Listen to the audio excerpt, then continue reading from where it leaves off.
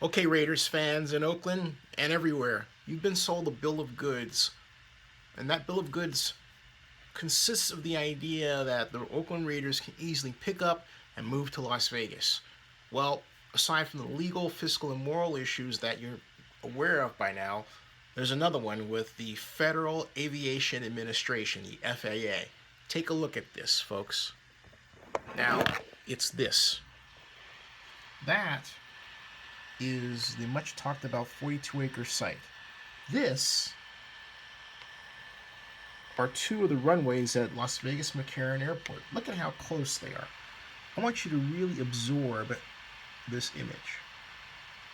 There's no sports facility at all that close to a runway. Something else too. This part of the site is called the runway protection zone, and it restricts the kind of land uses that can go within it. Why? So that you don't attract wildlife.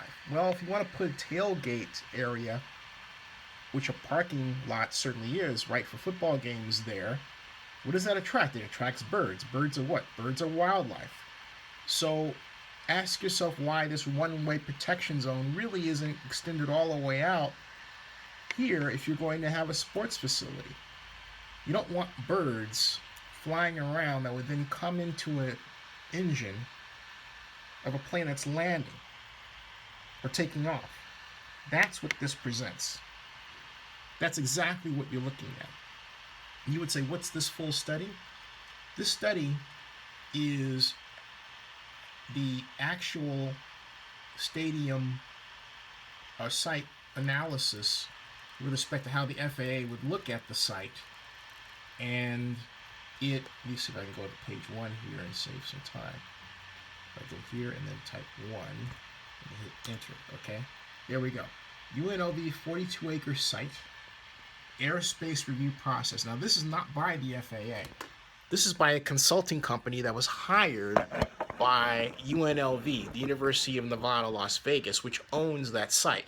So the consultant wrote in the study, which you can see in a link below this video in the description area, wrote that the site had no significant issues.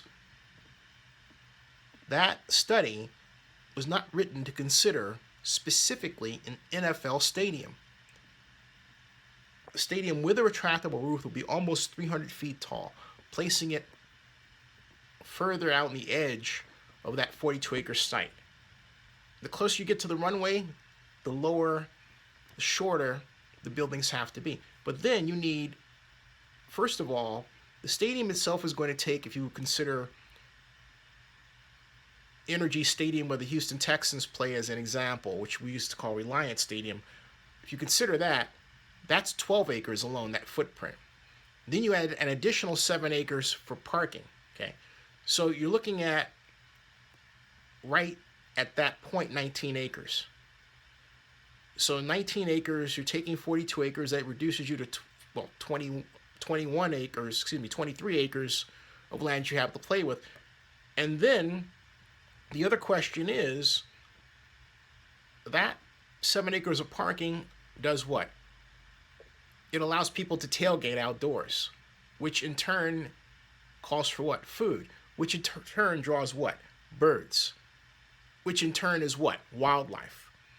Birds are famously known for winding up in jet engines.